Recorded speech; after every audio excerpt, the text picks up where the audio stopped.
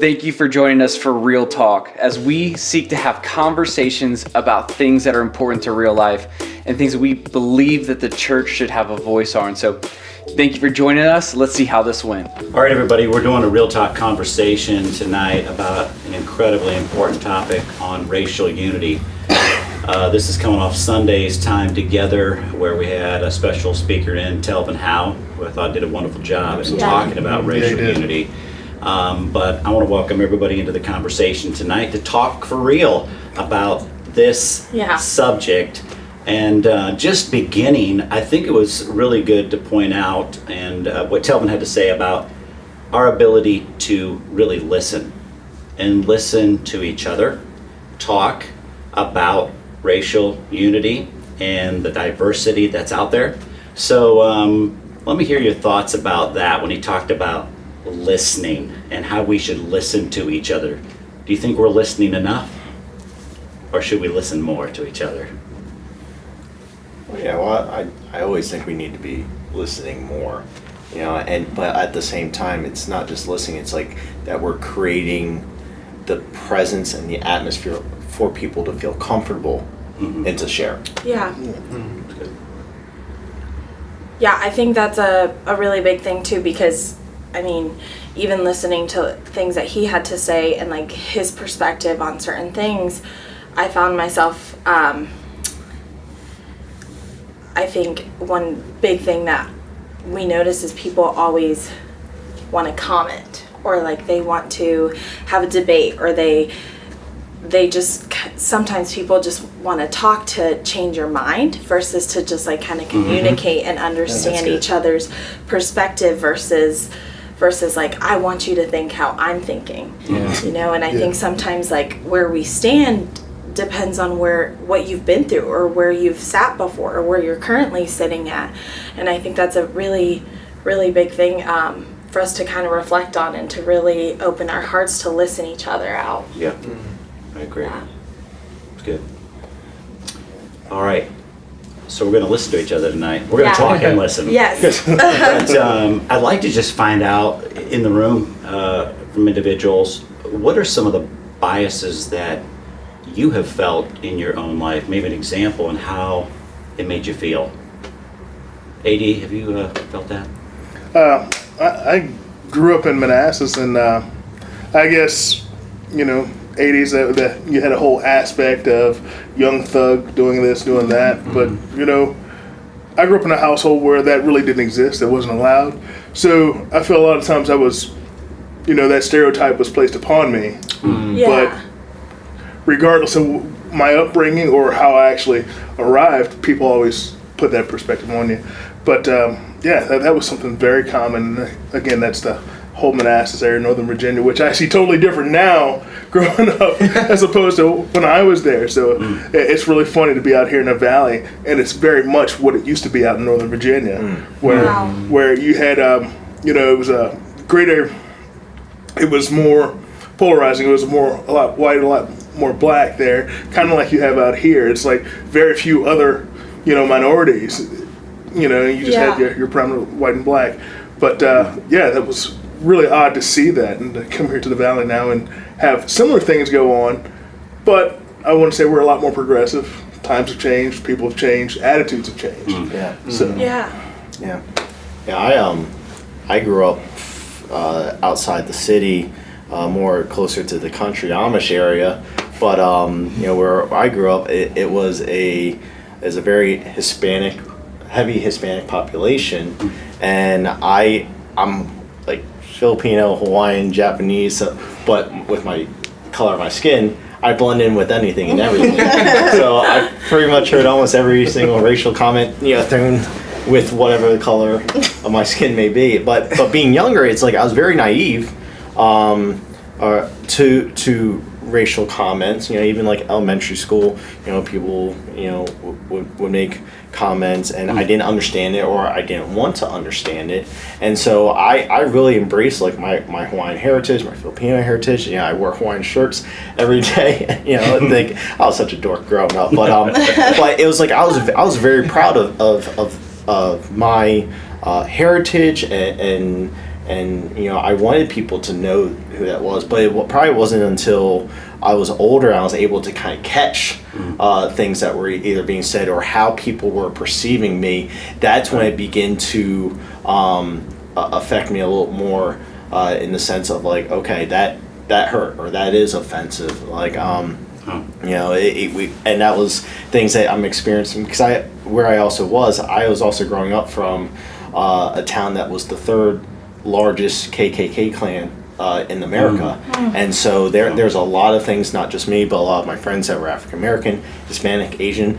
We experienced a lot of racial attacks in that area, and me not so much more on them, but yeah, it wasn't something that in the moment it makes you angry. But then also as I began to get older and really be able to filter through things, at the same time it makes you sad at the same time because of, man, it's like you almost hurt for the people that are saying these things and why they feel the need to say certain things to bring hurt or bring hate. Does that make sense? Yeah, Ignorance, absolutely. Yeah. You feel sorry for the ignorance. Yeah. And I remember Yeah. the first time that my wife even experienced that, to walk with me, and my wife's Caucasian, and it's weird. It's because she grew up in the city, and so she's never seen that, never experienced that until being with me and walking in the city, and to hear those things being thrown at my way, and now she's taking on that offense as well, and so also having to walk her through that, it's like not to take that personally as well. So. Yeah, that's good. Wow. I think for me, like, I think when I was younger, I didn't really view it so much. Like, it didn't hit me so much until I started going to high school. And I think it's like, oh, okay, like, emotions start rising and stuff, and you're interested in boys, and it's homecomings and all these things. And I think I kind of ended up, I think in a sense, like pushing it away, like pushing my, like, I was like, no, I was born in the United States, like I'm no different. And that was hard for me because people would be like, where are you from? I'm like, well, I'm from Virginia. And I think back then, like, I just wanted to mask it because I wanted to show people like I'm no different, and that was really hard for me. And I think my family, like my parents, and they all saw that, and they were like, why is she like rejecting like our background and stuff? And I think the older I got, the more I was like, wow, no, I love it. Like, I'm glad that my parents came from where they came. And like the older I got, the more I really had got to understand like the struggles and all the things that they went through to just be here now. Yeah. And I think that's a huge thing, like an identity thing that a lot of kids probably feel, because it's when these are brought into their attention, they're like, oh, well, I don't want you to seclude me, you know, and I don't want to feel that. So in a sense, you end up rejecting like, oh, like I'm just regular, and instead of embracing like that. Instead of embracing that. So I think that's something I really dealt with in high school, that I'm even now, like, I'm like, oh, this is great. And and having friends that love that about me, and my husband, like, too. So that's a big struggle that I struggled with. Like, Yeah, I think the emotions are so real, and they can be very raw. Yeah. And when I, as a white person, haven't had to deal with that, we need to hear that feedback of what goes on and what takes place inside of your heart and what you feel, because a lot of people have no idea. Yeah. And I think Telvin said something, he was talking about this on Sunday, just the area of how many times we tell people just get over it. Yeah. And wow, man, that can just destroy people and what they went through, and like, hey, it was already traumatic. The wound was so deep. Just to tell somebody to get over it is not the right way to get through it and get healed. This issue, we know in America, is, we've talked about this, it's just, wow, sometimes you feel like you're doing fairly good at it, but there's other times it's like, oh no, it felt like we just went back 10 years. Oh yeah, for sure. And also, it's like we live in such a different culture now, where media, technology, it's like it blows everything out of proportion. Indeed. And we're seeing so much of the negative in our culture, we see very little of the positive. And I think it's because we are a society that feeds off of that negative. You know, and especially as a church, that's where we as a church have to stand up and be able to say, no, we are united. You know, we are one. Yes, we are many ethnicities, but we stand one together. Yeah. Yeah. And yeah, it's like that. I love what he said. It's like in the service on Sunday, Telvin said, it's like I need my other pastors to speak up. I need my other brothers and sisters to be able to do this, because I can't do it on my own. No. We can't, as a church, we can't do this on our own. No. And we all have to be able to do this together. Right. Yeah. We've got to stand with one another on this. Yeah. That's for sure. It's a Yeah. united front. That's who Absolutely. God's called us to be Yeah. Yeah. on it. Telvin said something else on Sunday that just kind of get your feelings on it as well, is the issue of, is he brought up, you know, where some people say, well, I don't see color. Yeah. Triggered. Yeah, I So, know. and I just kind of want to get some feedback on that from our time together here. Is how did that statement hit you? I would say personally, I really got triggered. I think I instantly, like he said that, and it triggered myself, because even before, you know, with the worship team, and I'm talking to them, and I'm like, guys, this is so great. We're talking about racial unity, and we're about to go into prayer, and I'm like, I just want people to like see beyond color, and I don't see color. I see hearts. I see good hearts and bad hearts and stuff. And when he said that, like, one of the worst things that you can say is not to see color, instantly I was like, oh my gosh, like, what have I been saying? Like, I'm like, what do I even stand for? And I looked at my husband Daniel, and I was like, I'm triggered. And I really had to reflect upon that, because, and I think that was like the first step, like, too, is like reflecting, like, why we're both people of color. We're all people of color, really, but we, like, both of us, you know. And I feel that God really had to work in me. Like, sometimes where you stand depends on where you've sat and where you sit. And like, for me, when I say it, I mean, like, I see beyond that. Like, granted, I'm like, oh, cool, you're Hawaiian, you know, or cool, like, African American background, or my husband's Irish and Caucasian too, you know what I mean? But I think, like, to see deeper than that surface, and that's what I mean. Like, I care about your heart. Like, for me, I'm seeing beyond the color, you know. And I think, though, it was so important at the same time for me to reflect off of what I would say previously, because for him, like, for Telvin, he was saying, like, that is upsetting, because he's like, you're seeing beyond my uniqueness, you know. And I think Wow.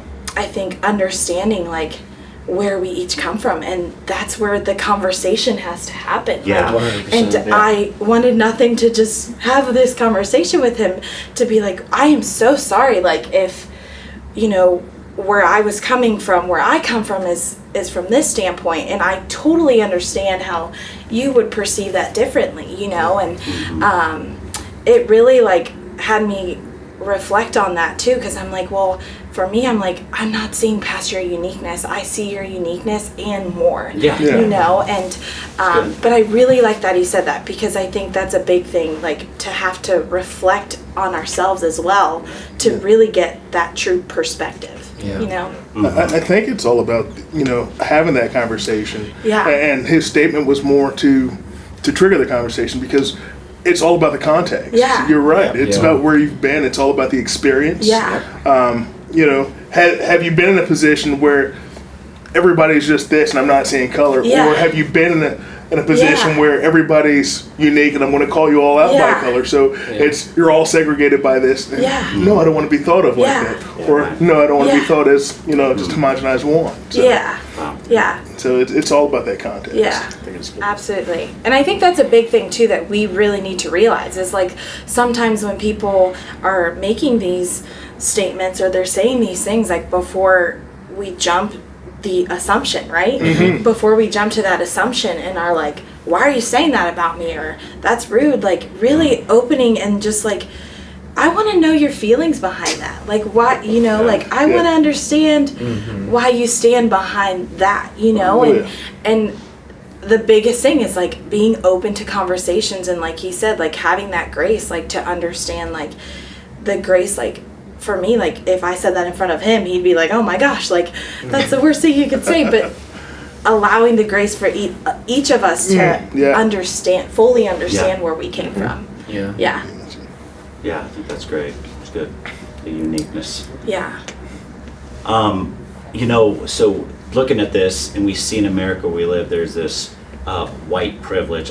You know, since I'm white, I'm going to say it. So we know it's there, but many times we can't see it.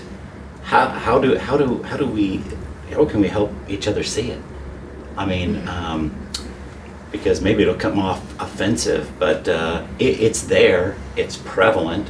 We see it. I'm not saying everybody has that. I'm just saying it is out there, and it is something that has to be dealt with and talked about. I honestly believe it's more about, I can say this, having been in the military, traveled the world, and I saw an American privilege, you know, being in foreign countries, you know, amongst impoverished nations. It's, if you're in that position of privilege, it's to understand where you're at, understand, hey, the folks around me don't have the same things that I do, don't have the same expectations, and understanding, hey, I may have to drop it down a little bit so they know that, hey, I'm not just trying to step on everyone. You know, it's,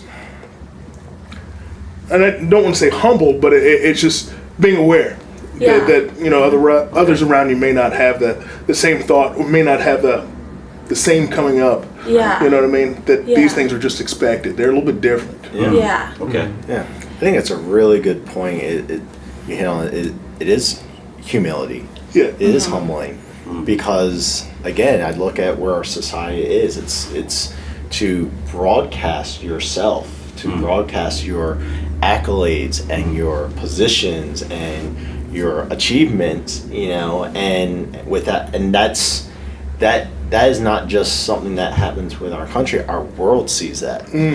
When we've gone to overseas on mission trips before, and many times we're talking with people, they know more about our current events than what we do. True. That's so true. But they also know the media, and they know what is relevant, and so their perception of America, of our country, that's what they're looking for, is the dreams that is what they need to accomplish, and like that is what makes you successful. So again, I really do believe it is to humble ourselves and not present ourselves in the way it's like, oh, this is what makes us who we are. You know, I think we do have to be able to look back and say, hey, if I post this, or you know, or if I'm pursuing this, you know, what's that going to perceive to maybe somebody that may not be, you know, as fortunate as well. So it really is. It's thinking less of ourselves. Yeah, absolutely. Yeah. And I think, like, walking with people, like, in different, you know, like, people with, like, different backgrounds and stuff too, because sometimes, like, I think for me personally, like, during high school, I would say my brother and I had a whole different perspective. Like, we still walked through the same high school, but different people, like, can go through different things. And my brother, I know, experienced more like racial, I guess, like, I don't know, like racial issues than I did. So I didn't even understand that until I witnessed it one day, and I was like, they treat my brother like this. Like, I was like, this person, but I had, thank goodness, I had a really good friend who could just bring me back to like God, you know, in that moment, and was like, hurt people. So it's more of a heart issue versus like That's good. a group, you know. It's more of a heart issue, and I think that's something really big. Is like, if I wasn't there walking with my brother, or like seeing it, then I wouldn't understand why he stood for what he stood for, you know. And it was crazy because Claire and I saw it firsthand that one night. We were all hanging out, and he just parked his car in the neighborhood, and some you know, it was a white neighbor who just thought, I don't know if either thought he was suspicious or something. Yeah. They didn't like the fact that he parked in front of their house and was walking into our friend's house. And I mean, and the person made a huge, I mean, it was like, it was huge. It was even huge. myself, I was like, you gotta be kidding me. I know. Like, what the heck? I know. And I was in tears. Like, I was like, oh my gosh, like, I gotta defend my brother. But at the same time, I was like, I gotta respect my friends. Like, this is their home. This is their neighborhood, you know? Like, they just moved in here. We're celebrating this. And we're trying to draw my brother closer to just having a relationship with Christ. And I'm like, of course this happens when he's coming over to hang out with our friends and stuff. Wow. And that was hard, and I really had to work for that. But then I think the best advice Mary gave to me was, she's like, just pray for them. Just pray for them. And I drive by there, and I'm like, man, I really hope that God just like, hurt people. So I'm like, I don't know where you're at, and I'm just going to pray for you and love on you versus the other, you know, like doing other than that. So thank goodness for that foundation of friends that can draw you back to God's word, you know? That they're like, you gotta snap out of that sassy and come back down, you know? But I think it shows the importance of just like, when the church actually does come together. Amen. And they were all there. Yeah. It didn't matter what color you were, it didn't matter how you dressed, whatever it was, whatever the thing that could be like a separation between you and that person is, like, no, like, we have your backs. This is injustice. We're not going to stand for this. Like, let's come around. We're going to support each other. And but something I really commend about that too is the way my brother acted, because to him he was like, it happens all the time. And like, for me, this was like the first time. I was like, I don't even know how to act. And he was just like, you just walk away. And he was like, this is your friend's neighborhood. Like, we don't want to damage their relationships with their neighbors. So he's like, don't worry about it. Let's just walk inside.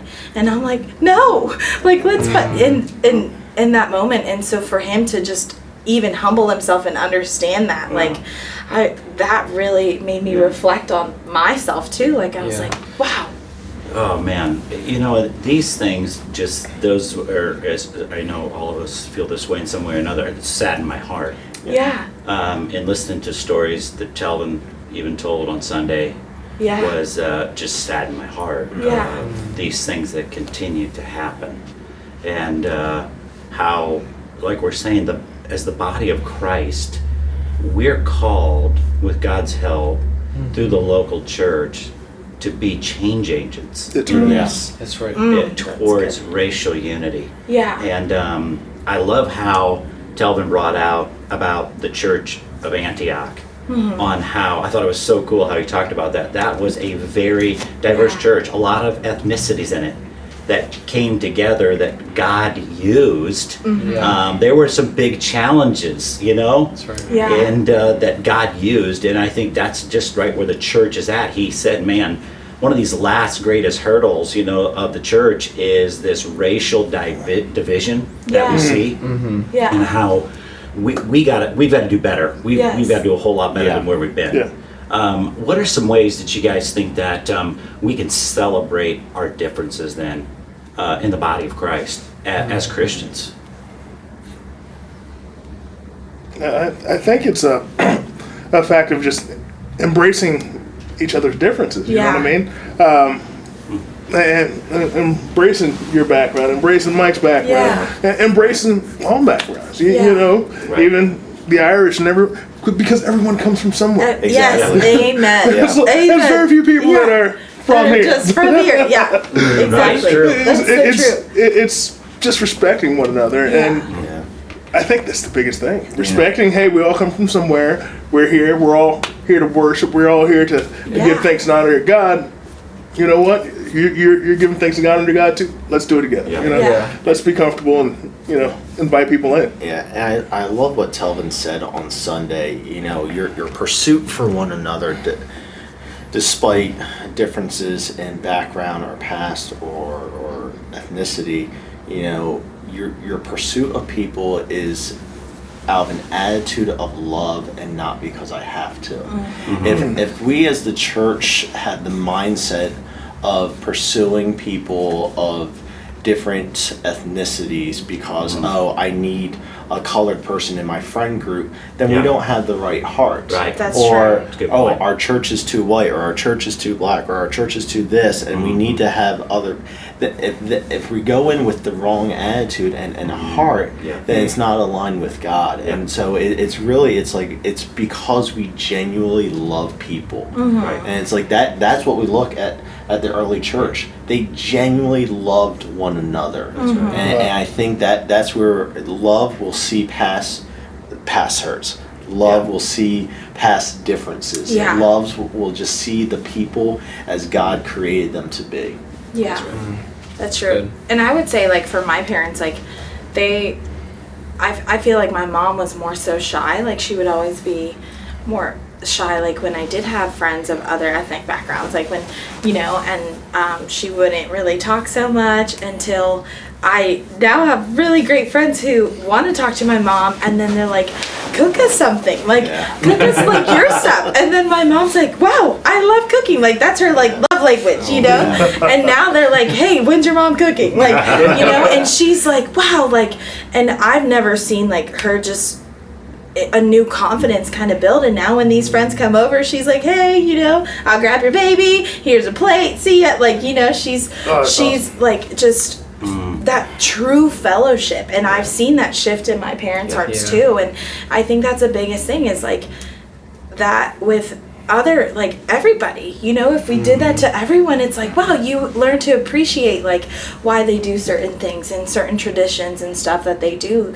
And I think that's, like, the biggest way, like, a true heart interest into it. Yeah. I think that's really cool, because I think what I'm hearing is just slow down and hear stories. Yes. I mean, like, how many movies a year do we watch? Yeah. And all it is it's telling a story. But man, we have, like, I feel like we have opportunities every day to hear unique stories that, if we were not to stop and just sit and be like, man, tell me what it was like growing up. Yeah. And That's just good. and just hear that out, because, like, Claire and I've had the pleasure of meeting your mom and dad, and they're so cool. Yeah. But what's even more awesome is, like, you have, like, a whole set of experiences, or, like, you have stories that, like, I will never hear unless I actually sit down and I get to know who you are. That's so true. Which is, I think, man. And I think that's something too, like, even myself, like, with my parents, I didn't really ask them. It's just like, hey, y'all just showed up here and I was bored, and like, when my friends started asking, and my mom's like, yeah,